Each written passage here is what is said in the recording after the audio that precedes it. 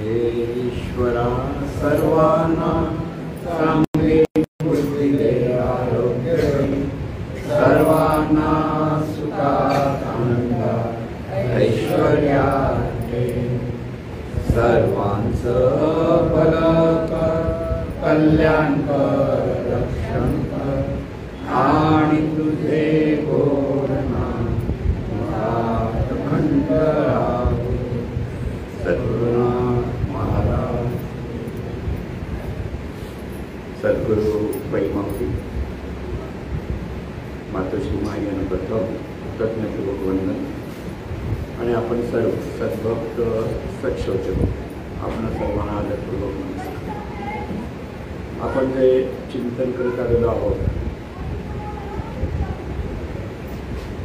ते म्हणजे स्वरूप स्मरण किंवा परमेश्वराचं पूजन दोन्ही अंगाने. तुला भाषेत म्हणायचं असतं परमेश्वराचं आपण पूजन कसं करावं. शास्त्रशुद्ध भाषेत म्हणायचं असेल तर स्वरूपाचं स्मरण कसं ठेवावं. आणि त्यासाठी आपण विविध मार्ग पाहत आलेलो आहोत. नामस्मरण, स्वयंस्मरण किंवा विश्वप्रार्थना, सद्गुरु भक्ती असे निरनिराळे मार्ग आहेत. आता ह्या सर्व मार्गांचं सार आपल्याला लक्षात आलं पाहिजे. पण प्रश्न असा येतो काय करावं. नामस्मरण करायला सांगतात, सद्गुरूची भक्ती करायला सांगतात, स्वयंस्मरण करा म्हणतात आणि विश्वप्रार्थनाही कशी करायची तेही सांगितलं. विश्वप्रार्थनेचं महत्त्व कसं आपल्याला ते समजून घ्यायचं तेही सांगितलं. आणि मग नेमकं आम्ही काय करायचं की हे सगळं एकदम कसं करायचं असाही प्रश्न येतो ना. बरेच प्रश्न असे येतात की ज्याला बरोबर करायचं आहे आणि प्रपंचात सुद्धा आपल्याला जीवन जगायचं आहे. प्रपंचाच्या ज्या काही गोष्टी आपल्याला करायच्या कराव्या लागणारच आहे. त्याच्यातून जो वेळ मिळतात आपल्याला हे सगळं करायचं आहे हा जो विचार आहे. तर त्यासाठी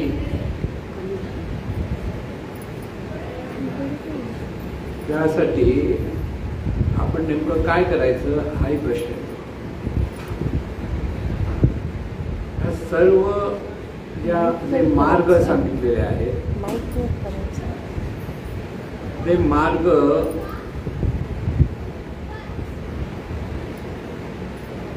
त्यांचं नेमकं सार काय हा महत्त्वाचा मुद्दा आहे.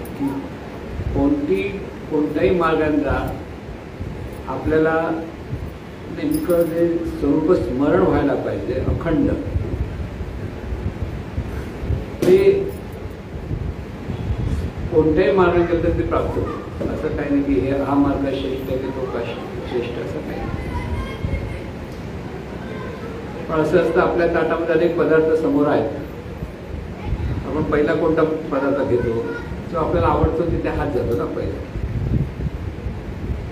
तसं प्रत्येकाचा पिंड वेगळा असतो.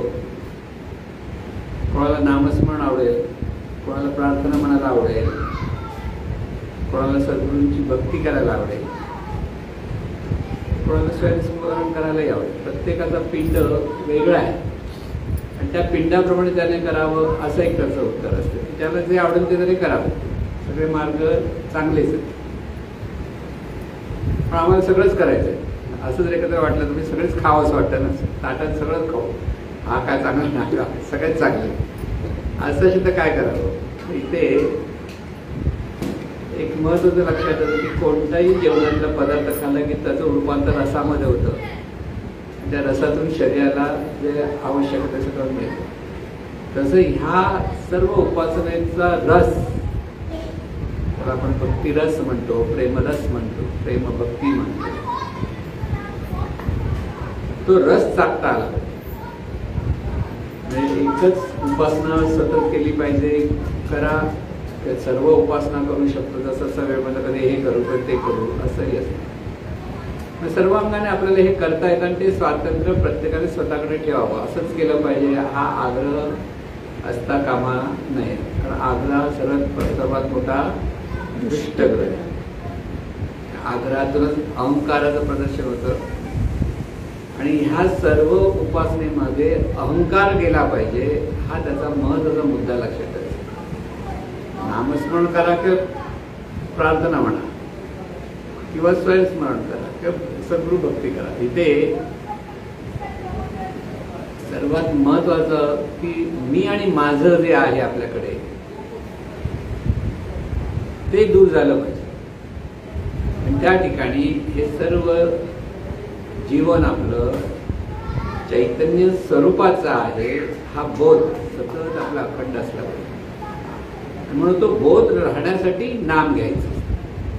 नामस्मरण सांगितल्यानंतर स्मरण देवाचे करा, नित्य नाम जपत जा. नुसतं नाम जपलं म्हणजे नामस्मरण नव्हे, आधी स्मरण देवाचे करा. म्हणजे देवाचं स्मरण पहिलं पाहिजे. आता देवाचं स्मरण मग देव कळला पाहिजे. सांगताना पटकन शब्द सोपे वाटतात. देव म्हणजे नेमकं काय? मग इथे ज्ञानेश्वर माऊलीने उपदेश केलाय, देव देव म्हणून व्यर्थ का पैसे, निज देव नेणसी मुळी कोण, देवा नाही रूप, देवा नाही नाव, देवा नाही गाव, कोठे काय. ज्ञानदेव म्हणे भजा आत्मदेवा, अखंडित सेवा करायची. देव कुठे आला?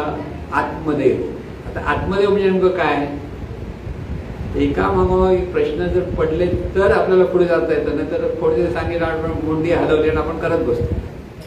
त्यामुळे तो भाव कळत नाही, तो बोध कळत नाही आणि वर्षानुवर्ष ते करतो प्रगती दिसत नाही, असे होते.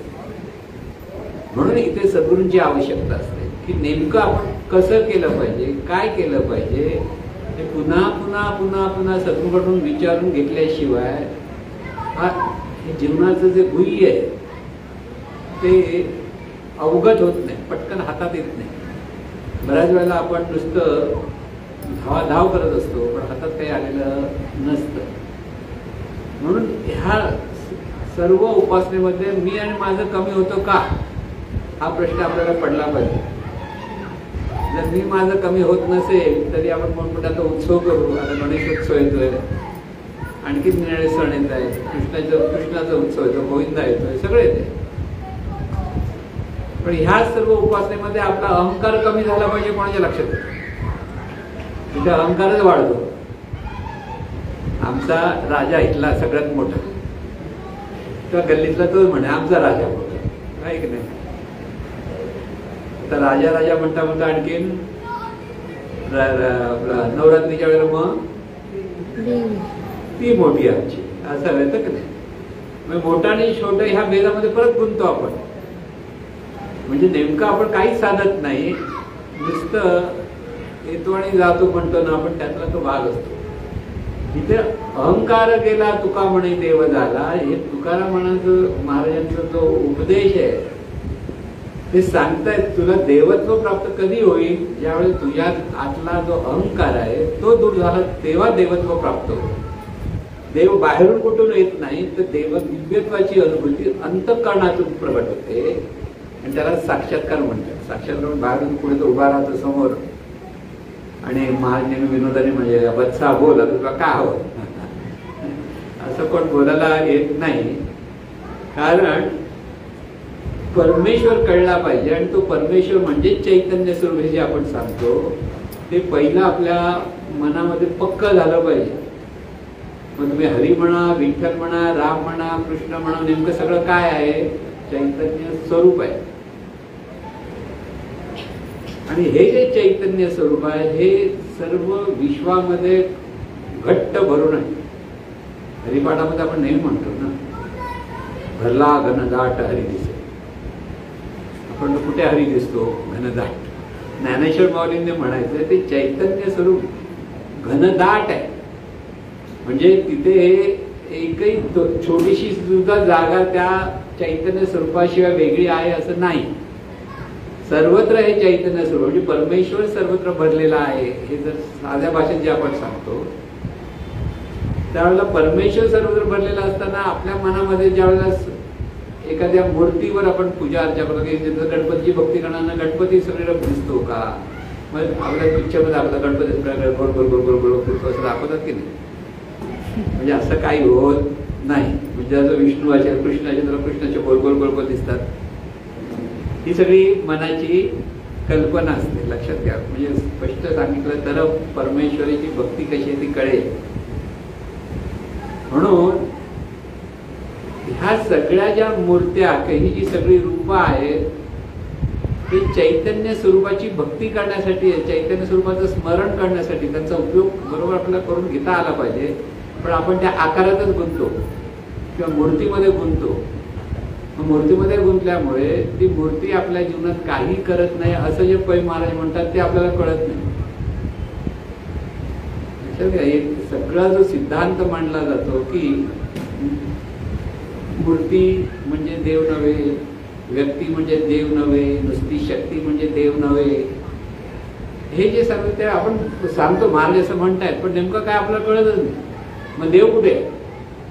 देव म्हणजे हे चैतन्य स्वरूप जे आहे, जे दिव्य आहे, त्याला देव म्हणतात एका बाजूला. आणि दुसऱ्या बाजून देव ज्या जाणीवेत दिव्यत्वाची जाण निर्माण होते त्या जाणीवेला देव म्हणतात असं जीवनविद्या सांगते. म्हणजे एक एक जे सद्गुरूने आपल्याला परमेश्वराच्या अंगात ज्या ज्या गोष्टी सांगितल्या त्या आपल्याला व्यवस्थित समजून घेता आल्या पाहिजे, तेव्हा उपासना व्यवस्थित होते, नाही तर उपासना होऊ शकत नाही. म्हणून चैतन्य स्वरूप सर्वत्र आहे. प्रत्येक रूप हे चैतन्य स्वरूपच आहे. एक एक एक एक लक्षात घ्या. काय समोर दिसणारं प्रत्येक रूप हे चैतन्य स्वरूपच आहे, पण ते व्यवस्था रूप आहे. म्हणजे विशिष्ट नियमाने नियमित असलेलं ते चैतन्याचं रूप आहे. म्हणजे मुंगी म्हटली तरी चैतन्य स्वरूपच आहे, पण विशिष्ट नियमाने ती मुंगी आहे. त्या मुंगीचे जे नियम आहेत, निर्मितीचे, स्थितीचे, लय, ते तिथे लागू आहेत. पण ते चैतन्य त्या मुंगीच्या अपेक्षेत त्या नियमाच्या द्वारे प्रकट होतं. म्हणून त्या मुंगीची तुम्ही पूजा करायला लागला तर मुंगी आशीर्वाद देणार नाही. हातावर घेतली आणि जरा हात लावला चावेल तुम्हाला किंवा ती पळेल. दोन पैकी एक काढतं, कारण तिला जीवाची भीती आहे, हा काय करतो म्हणून. कळलं की नाही? आणि म्हणून प्रत्येक रूपाच्या ठिकाणी चैतन्य स्वरूप आहे हा भाव असला पाहिजे. पहिली गोष्ट लक्षात ठेवायची. म्हणजे परमेश्वराची जी भक्ती आपण म्हणतो, ही भक्ती कशी आहे की हा परमेश्वर नुसतं एका रूपापुरती सीमित नाही, तो सर्वत्र ते चैतन्य स्वरूप आहे. आणि ह्या अथांग सागरामध्ये प्रत्येक रूप म्हणजे ते चैतन्य स्वरूपाचं स्फुरण किंवा चैतन्य स्वरूपच त्या त्या विशिष्ट रूपाने, विशिष्ट नियमाने आकाराला आलेला आहे. म्हणून त्याला व्यवस्था रूप म्हणतो. म्हणून चैतन्य स्वरूपातून ही पंचमहातत्व निर्माण झाली. त्याला जीवनविद्या पंचमहादेव म्हणते. म्हणजे आकाश तत्व, वायू तत्व, तेज तत्व, जलतत्व, पृथ्वी तत्व. म्हणजे ही सगळी चैतन्य स्वरूपच आहे. म्हणजे एकच चैतन्य स्वरूप आकाश आहे. आकाश रूपाने प्रकट आहे. लक्षात घ्या कसं चैतन्याचा प्रभाव कसा आपल्या जीवनामध्ये आपल्याला लक्षात घेता येत नाही. पण तेच चैतन्य स्वरूप वायू तत्वाच्या अंगाने पण प्रकट आहे. तेच चैतन्य स्वरूप तेज तत्वाच्या अंगाने प्रकट आहे. तेच चैतन्य स्वरूप जलतत्वाच्या अंगाने प्रकट आहे. आणि तेच चैतन्य स्वरूप पृथ्वी तत्वाच्या अंगाने प्रकट आहे. आणि ही पंचमहातत्व म्हटल्यानंतर प्रथम हे चैतन्य स्वरूप 5 अंगाने प्रकट आहे. आणि परत ह्या 5ांचं रस मिसळ होते, त्याचं मिक्सर भेल केली जाते. आणि त्यामध्ये रजसत्व तम ह्या गुणांची भर घातली जाते. आणि त्याच्यातून ही जगातली सगळी विश्वरूप निर्माण झाली. निर्मिती आपण म्हणतो ना, ती ही आहे. म्हणून प्रत्येक साकार रूप हे पंचमहातत्वाचं आहे. पंचमहातत्व चैतन्य स्वरूपाचे. आणि त्या प्रत्येक साकार रूपामध्ये जे जाणणारं तत्व आहे, त्या जाणणाऱ्या तत्वाला शास्त्राच्या भाषेत आत्मतत्व म्हणतात. त्या जाणणाऱ्या तत्वाला जाणीव म्हणतात. त्या जाणणाऱ्या तत्वाला ब्रह्म म्हणतात. तो ब्रह्म, ती जाणीव, आणि ती जाणीव सतत तिला माहिती आहे मी आहे. कोणत्याही रूपाला बघा, त्या रूपाच्या ठिकाणी आपण मी म्हणतो ते शब्द वेगळे, पण भाव तोच असतो, मी आहे. मी आहे याची खूण आहे की ते चैतन्य स्वरूप आहे. आपल्याला आपण मी आहे म्हणतो, पण आपण चैतन्य स्वरूप हे कळत नाही. आपण देह मी म्हणतो, आणि देह मी म्हणतो म्हणून तिथे अहंकार आला. अहंकार म्हणजे काय? देह मी म्हणणं म्हणजे अहंकार. म्हणजे अहमला आलेला आकार म्हणजे अहंकार. म्हणून आकाराच्या अपेक्षेत आपण स्वतःला अमुक आहे जेव्हा समजायला लागतो त्याला म्हणतात अहंकार. अहंकार म्हणजे परत कोणतरी हुशार करतो, वाटेल तसं कृत्य करतो, तो एक त्याच्यावर कुठं स्थूल अहंकार आहे. पण सूक्ष्म अहंकार हा जगातल्या प्रत्येक माणसाकडे किती नम्र असो, गरीब वाटतो असं म्हणतो ना, अगदी गरीब आहे हो, जरा जाऊन टोचा बघा मग तो फुटकार लक्षात घ्या. का अहंकार कोणाकडे नाही असं नाही. जगामध्ये प्रत्येकामध्ये अहंकार हा विविधतेसाठी प्रकट झाला. अहंकार होण्यासाठी पण ती विविधता आहे नसती, या जगामध्ये जर अहंकार नसता तर विविधता झाली नसती. म्हणून हे सगळं एकमेकांवर पूरक पोषक आहे. जगाकडे कसं पाहायचं हे लक्षात घ्या. आणि म्हणून हे सगळं लक्षात घ्यायचं आपल्याला. सगळीकडे चैतन्य स्वरूप आहे. प्रत्येक रूप हे चैतन्य स्वरूपाचं आहे. आपलं शरीर सुद्धा चैतन्य स्वरूपाचं आहे. ह्या आपल्या शरीरात आपण म्हणणारे पण आपण मी म्हणणारा जो आहे ते सुद्धा चैतन्य स्वरूप आहे. आणि त्या मीला आपण चैतन्य स्वरूप आहे. आणि हे विश्व सगळं चैतन्य स्वरूप आहे. हे सतत अखंड स्मरण असणं म्हणजे परमेश्वराचं स्मरण. हे सार आहे जीवनाचं किंवा परमेश्वरी भक्तीचं. जर सार काय तर मी म्हणणारं जे तत्व आहे, जाणणारं तत्व, ते चैतन्य स्वरूप आहे. शरीरातून हे जाणतं ते शरीर सुद्धा पंचमहातत्वाचं जरी असलं तेही सुद्धा चैतन्य स्वरूप आहे. समोर दिसणारं प्रत्येक रूप हे चैतन्य स्वरूप आहे. म्हणून सर्व रूपांकडे ते चैतन्य स्वरूप आहे ह्या भावातून पाहणं म्हणजे परमेश्वराचं पूजन. पाहता येतं का बघा सगळीकडे. आपला मित्र असेल जवळचा माणूस सुद्धा आपण म्हणू हा चैतन्य स्वरूप आहे. 100 रुपये घेऊन गेल्या परत आणून देत नाही. चैतन्य स्वरूप आधी बाजूला ठेव, आधी तू 100 रुपये दे मग पुढची गोष्ट. मी म्हणतो ना एक मोठे प्रबोधनकार म्हणून आहेत आपल्याकडे. तर आपण नामस्मरण करताना नेहमी म्हणायचं विठ्ठल म्हणा, राम म्हणा, कृष्ण म्हणा. तर नाही विठ्ठलच म्हणायचं. सद्गुरूंनी सांगितलं विठ्ठल. अरे म्हणजे चैतन्य स्वरूप विठ्ठल म्हणलं, राम म्हटलं काय हरकत नाही विठ्ठल. आणि त्याच वेळेला एक साधनेचा अभ्यास झालेला होता. त्या सद्गुरूंचं म्हणणं होतं मी ते सांगितलं होतं सद्गुरू की चैतन्य स्वरूपाला ही नावं दिली आहेत तर तुम्ही ज्याला जे आवडेल ते करा. मी म्हणलं ते तसं ते तिथं हे इथे सांगतो. खरी गोष्ट सांगतो. मी हात जोडले काहीच नाही बोललो. काय बोलणार? मोठा प्रबोधन करायचं. म्हणून हा अहंकार आपल्याला कुठे मारेल ते सांगता येत नाही. लक्षात घ्या. इथे आपल्याला सर्व चैतन्य स्वरूपच आहे ह्या भावात प्रत्येक ठिकाणी पाहायचं असतं. आणि ते लक्षात ठेवण्यासाठी नाम घ्या.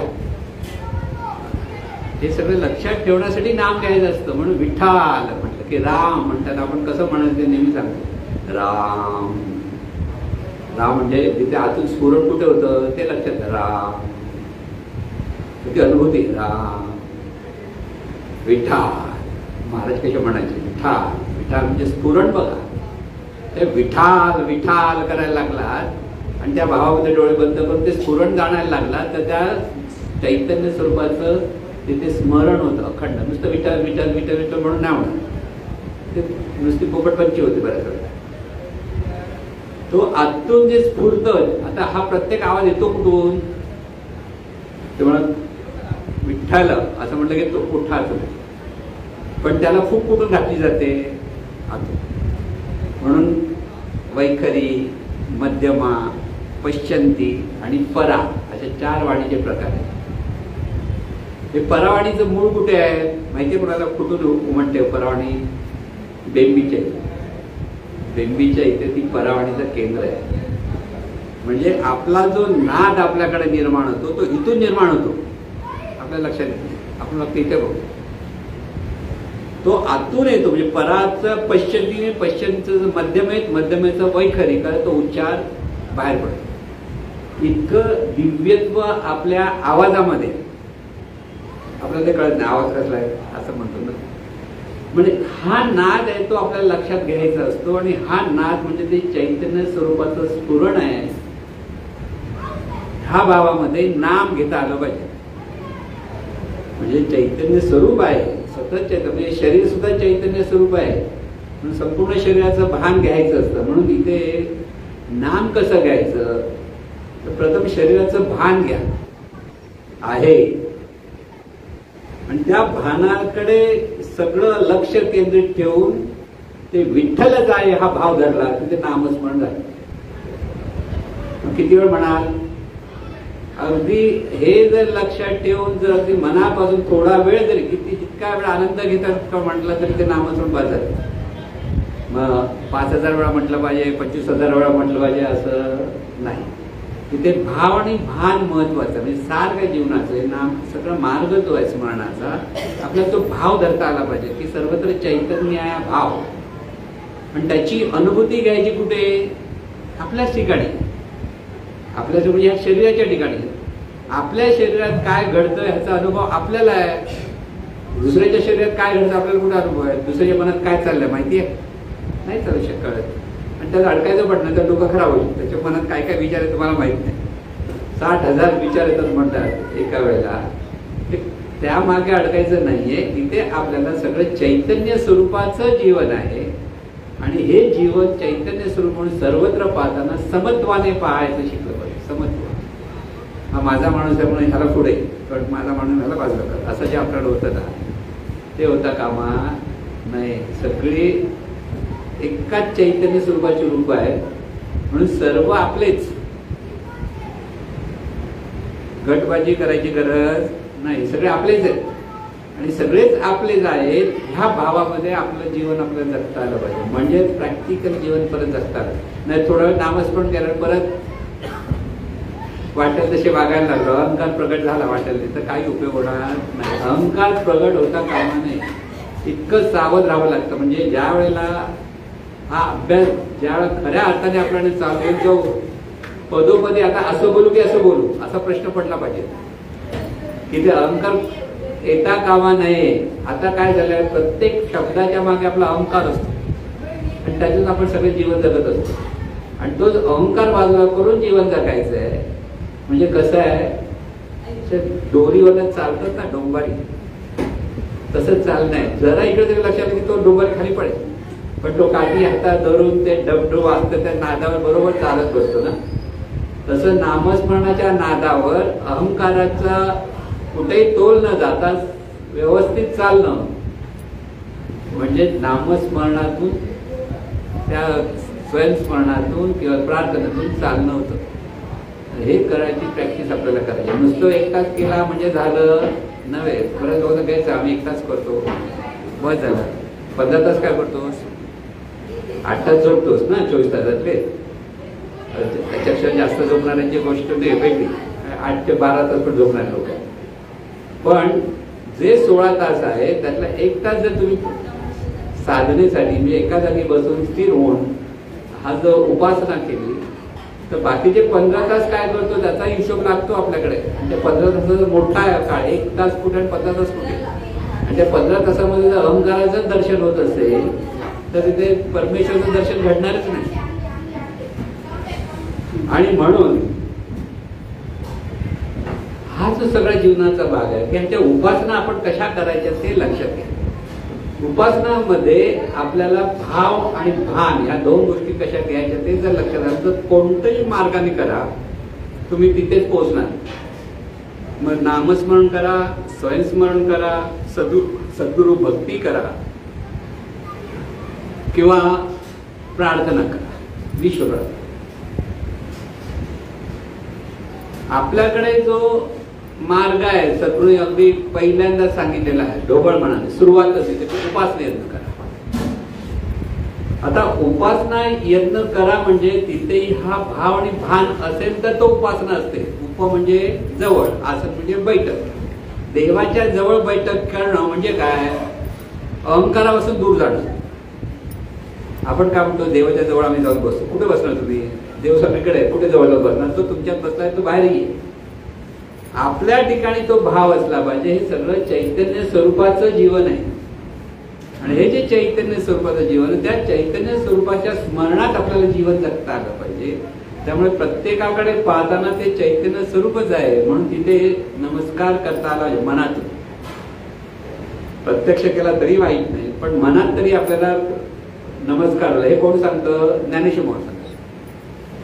ते म्हणतात तू मन हे मीची करे, म्हणजे मीची करे म्हणजे हे अनंत स्वरूप जे चैतन्य आहे ते चैतन्यच मी आहे हे लक्षात घे. म्हणजे मी म्हणणार हे चैतन्य स्वरूप आहे हा भाव आपल्याकडे जातो. एका ते दुसरा सोपा मार्ग म्हणजे सद्गुरु भक्तीमध्ये. सद्गुरु म्हणजे ते चैतन्य स्वरूप अनंत स्वरूप आहे, त्या सद्गुरूंचे आपण आहोत, ही भक्तीचा मार्ग सांगतात. ती भक्ती ती सद्गुरु म्हटल्यानंतर ते चैतन्य स्वरूप आहे. दिसलं रूप तरी आहे ते चैतन्य स्वरूपच आहे. या भावात आपण सद्गुरूंचे आहोत, ही भक्ती करता येते. म्हणून तू मन हे मीची करी आणि मग सांगणे माझे भजनी प्रेम करे, की सतत स्मरणातून तुझ्या ठिकाणी मनामध्ये प्रेम दाटून आलं पाहिजे, भाव दाटून आलं, प्रेम भाव, प्रेम भक्ती द्या. म्हणून माझी हे भजन म्हणजे भजन म्हणजे ते स्मरण. चैतन्य किंवा सद्गुरूंच्या स्मरणातून आपल्याकडे तो प्रेम भाव दाटत असेल तर ती भक्ती झाली. माझे भजनी प्रेम धरी आणि सर्वत्र नमस्कारी मज ऐकावे. म्हणून सर्वत्र जेव्हा तू पाहशील तर सर्वत्र हे चैतन्य स्वरूपच आहे हे लक्षात ठेवून नमस्कार कर, म्हणजे स्वीकार कर. समोरच्याचा प्रत्येकाचा आपल्याला स्वीकार करता आला पाहिजे. दूर लोटता कामा नाही. दूर लोटतो म्हणजे तुम्ही परमेश्वराला दूर ढकललं. भक्ती अशी असते की समोर कोणी कसाही असो ते चैतन्य स्वरूपच आहे आणि त्या चैतन्य स्वरूपाला आपल्याला नमस्कार करायचा. ते रूप काय करतं, कसं वागतं ते त्याचं त्याच्याकडे. ते निसर्ग नियमाप्रमाणे प्रत्येकाला कर्माचा चांगला वाईट परिणाम काय मिळाला तो मिळणार असतो.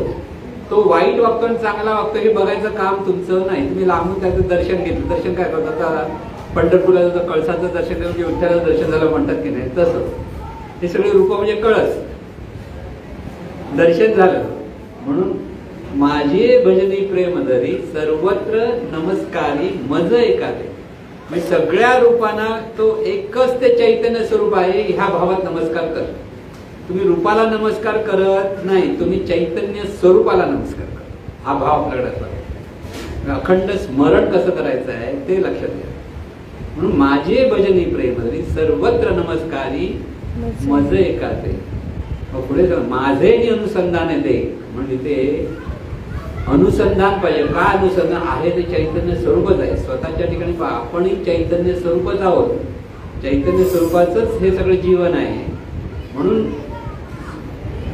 स्वतःकडे पहा. कसे पहा? माझे अनुसंधाने म्हणजे आपण सद्गुरूंचे आहोत हा एक भक्तीचा मार्ग आहे आणि आपण चैतन्य स्वरूपाचे आहोत किंवा चैतन्य स्वरूपाचा आहोत हा ज्ञानाचा मार्ग आहे.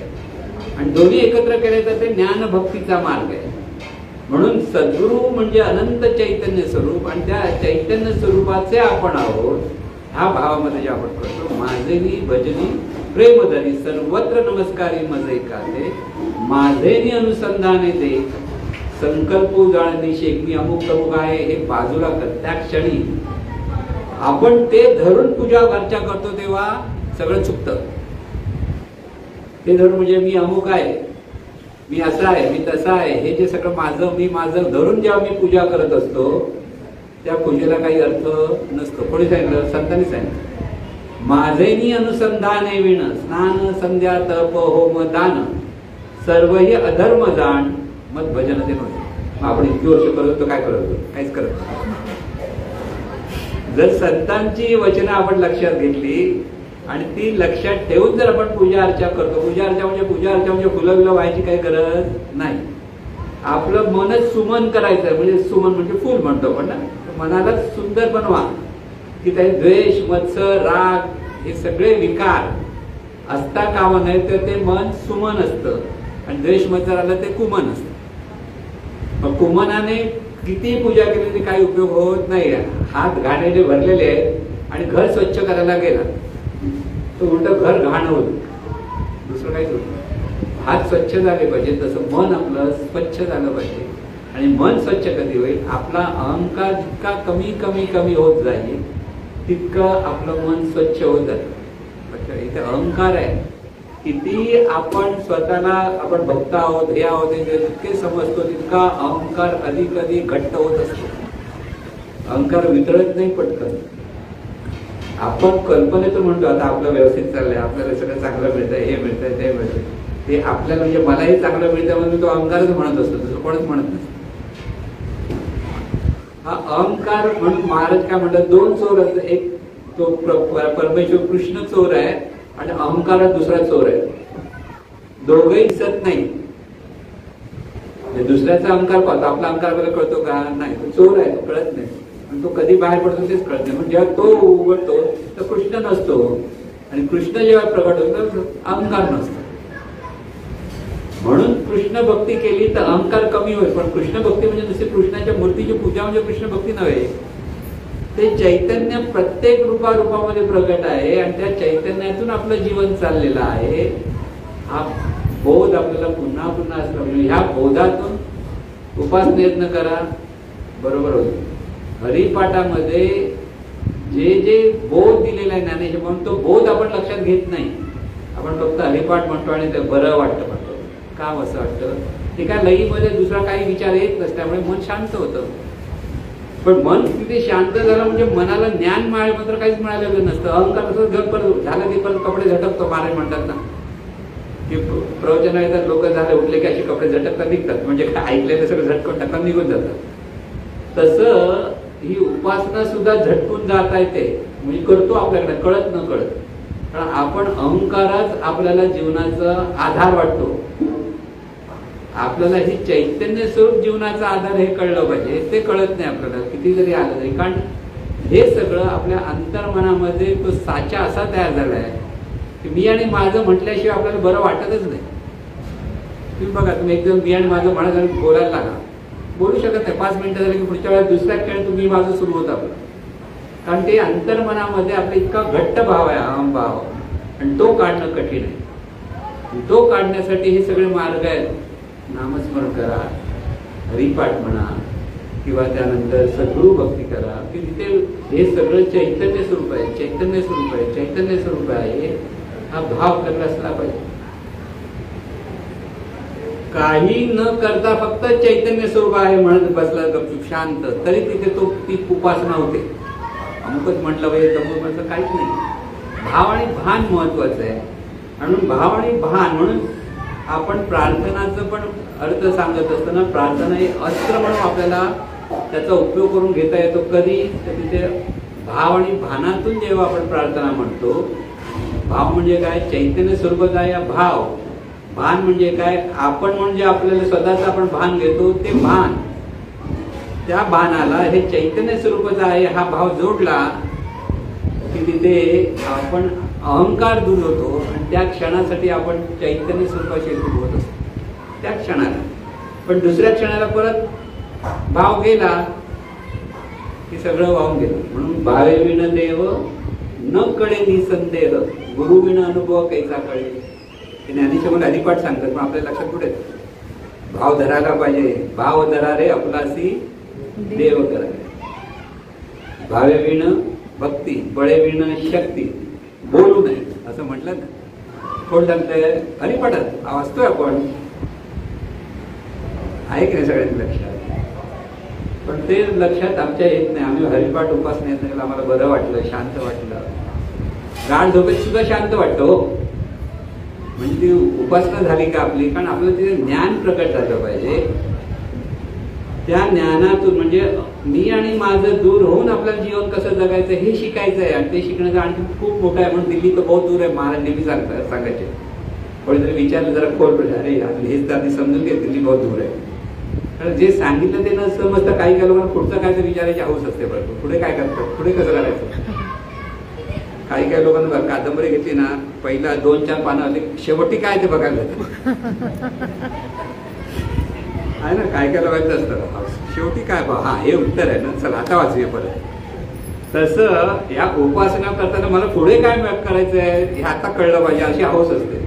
अरे आधी सांगितलेलं कर, मग हळूहळू पुढे जाशील तर त्याला प्रॅक्टिकली ते करता आलं पाहिजे, ते आत्मसात झालं पाहिजे. आणि त्यासाठी हे करत राहणं हे आपल्या हातात आहे. एका दिवसाचं काम नाही. लक्षात ठेवा, किती दिवसाचं काम आहे? शेवटचा श्वास सुटेपर्यंतचं काम आहे. तुम्हाला 1 वर्ष 2 वर्ष 4 वर्ष डिग्र्या मिळतात, त्या डिग्र्या इथेच मिळणार नाही तुम्हाला. पण ही जी सच्चिदानंद स्वरूप पदवी घेणं म्हणजे म्हटलं ना, की सच्चिदानंद स्वरूपाची जी अनुभूती आहे, त्यासाठी शेवटच्या श्वासापर्यंत प्रयत्न करत राहायचे. तिथे जे काही अनुभवलं असेल ते धरून राहायचं आणि पुढच्या जन्मात परत पुढेच प्रवास तो तसा चालू असतो.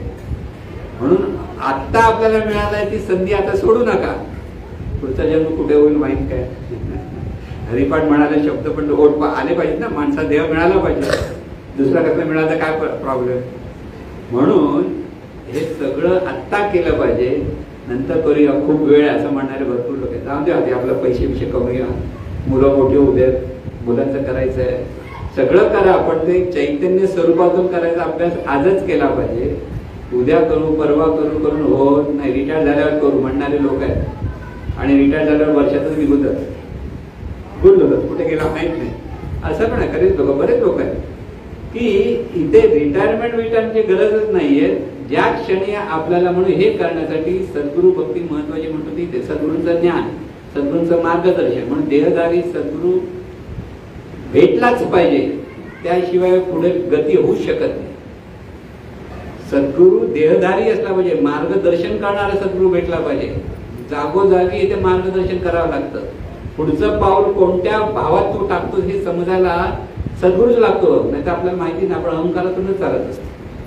जरासे चांगले वागलो की आपल्याला वाटतं आपण चांगले वागलो, पण इथे अहंकार आहे आपल्या लक्षात येत नाही. म्हणजे जीवन आपलं हे इतकं व्यवस्थित जे चाललेलं आहे ते अहंकारामुळे नाही चाललंय, ते चैतन्य स्वरूपामुळे चाललेलं आहे, हे आपल्या लक्षात येत. माझ्यामुळे मी आहे म्हणून सगळं होतं असं प्रत्येक जणांना वाटतं की मी या घरात करता पुरुष असो, काम करतो म्हणून तुम्हाला 4 घास मिळतात म्हणतात ना, कधी रागाने म्हणतात ना. आणि बायका काय म्हणतात, अरे एवढं जेवण करतं म्हणून तुमचं पोट भरतं तरी, नाही काय केलं असतं तुम्ही. दोन्हीकडे अहंकार कळत ना. पण हे सगळं परमेश्वरामुळे होतं, चैतन्य स्वरूपामुळे होतं, सद्गुरू कृपेमुळे होतं. ही जर कृतज्ञता असेल तर त्याच कर्माला रंग चढतो, कळलं का? त्यालाच श्रीरंग म्हणतात. की जेव्हा कृतज्ञतेतून चैतन्य भावातून प्रत्येक कृती करणं ही सुद्धा देवाची भक्तीच आहे.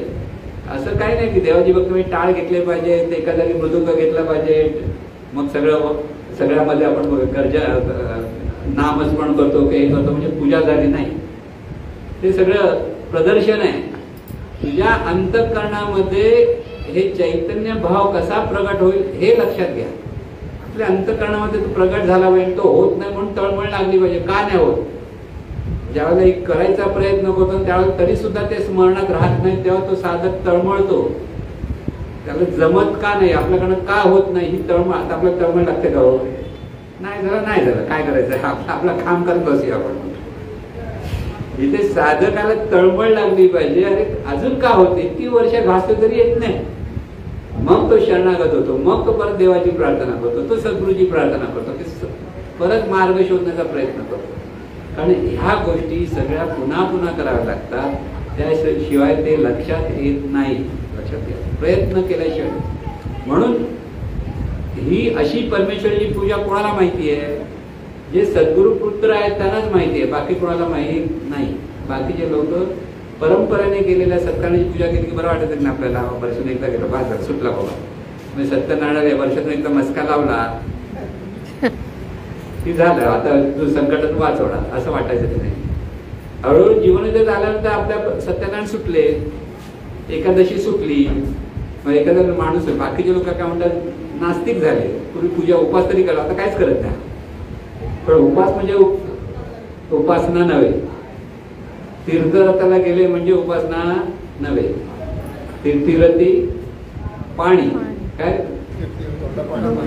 धोंडा आणि पाणी म्हणतात ना, म्हणजे कोण झालं संत सांगणार आणि तेच जात तीर्थरथाला जाणारे संतच होते. आणि सांगताना काय म्हणतात, तीर्थ म्हणजे काय, धोंडा आणि पाणी. पाणी नदी आली की आपण तीर्थरथ म्हणतो ना, तिथे मोठे दगड असतात आणि मधून पाणी व्हायचं की आपल्याला तीर्थ आलं, तीर्थक्षेत्र. तसं नाही. खरं तीर्थक्षेत्र कुठे? ज्याच्या अंतःकरणामध्ये चैतन्य भाव आहे ते खरं तीर्थक्षेत्र आहे.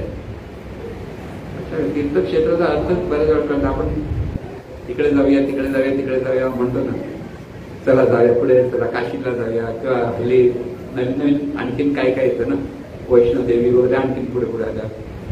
मध्ये कोण कोण मध्ये काही वर्षापूर्वी संतोषी माता आली होता सगळे, हे जागोजागी संतोषी माताची देवळ. एक पिक्चर काय आला, लगेच सगळे संतोषी मातेचे भक्त झाले. मग शुक्रवारी आंबट नाही खायचं.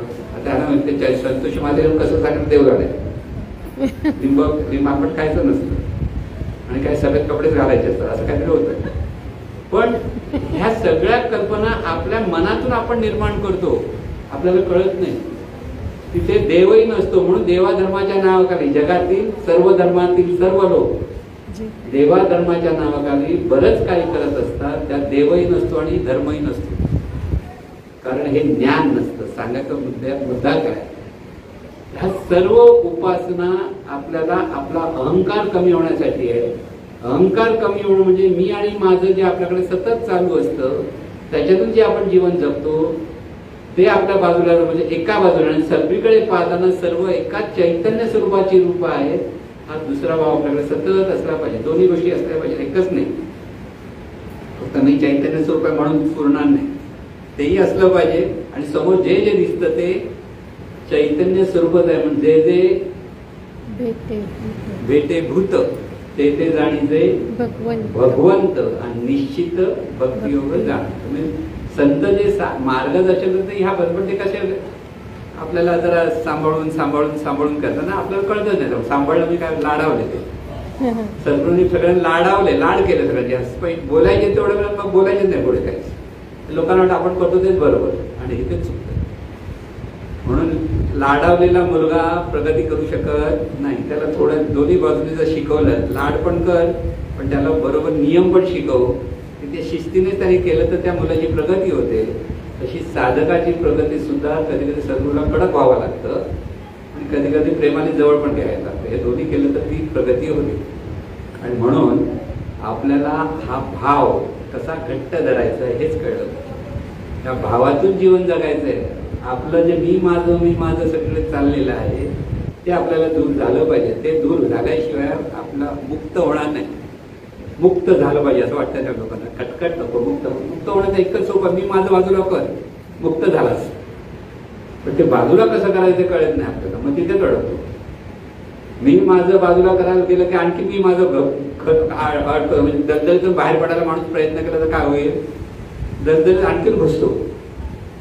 मग त्यासाठी काय करायचं असतं, बाहेर पडून काठी द्यावी लागते हातात किंवा दोरी द्यावी लागते आणि खेचावं लागतं. मग दोरी पकडली तो खेचतो, ते बाहेर येतात. पण जर धावपळ तिथल्या तिथे जर तुम्ही प्रयत्न केला आपण वर जाऊया म्हणून, तर आणखी आत्महत्या जातो. तर मी माझी दलदल आहे. ह्या सगळ्या गोष्टी समजून घ्याव्या लागतात. मी माझं आपण काढूया बाजूला असं म्हणायचं तर होणार नाही. तिथे सद्गुरूंची काठी आपल्याला धरावी लागते, त्याशिवाय दुसरा मार्ग नाही. म्हणून भक्ती, सद्गुरू भक्ती पण महत्वाची. म्हणून असा हा प्रांत आहे जीवनामध्ये. लक्षात घ्या, उपासना कोणतीही करा, अहंकार दूर गेला पाहिजे, मी माझं दूर गेलं पाहिजे. सर्वत्र चैतन्यच आहे हा भाव पक्का झाला पाहिजे. प्रत्येक गोष्ट चैतन्य स्वरूपातूनच झाली पाहिजे. मग करता ईश्वर, मी करतं पण चैतन्य स्वरूपाचं आहे. जितकं आपलं पक्क होत जाईल तसं आपल्या जीवनामध्ये प्रगती साधता येईल. खऱ्या अर्थाने जे संतांनी साधलेलं आहे, सद्गुरूंनी साधलं आहे, ते आपल्यालाही साधता येतं. पण हा मार्ग असा आहे, तो लक्षात आला त्या मार्गाने त्याचे प्रयत्न केले पाहिजे. जरी आता इतकं सांगितलं तरी पुढच्या क्षणी माझं आपलं चालू होणार आहे हे विसरू नका. म्हणून बोलायचं नसतं. बोललं की मी माझं जास्त तयार असणार. मुख्याने मौन म्हणतात ते त्यासाठी, मी माझं बोलायचं नाही म्हणून बघत बसाल तर मौन. विसरलात की बडबड करायला सुरुवात केली, असं होतं की नाही आपण. ते सगळं आपल्याला साधायचं आहे आणि हे सगळ्यांना साधता येऊ अशी सद्गुरूचरणी प्रार्थना. हे ईश्वरा सर्वांना चांगली बुद्धी दे, आरोग्य दे, सर्वांना सुखात आनंदात ऐश्वर्यात दे.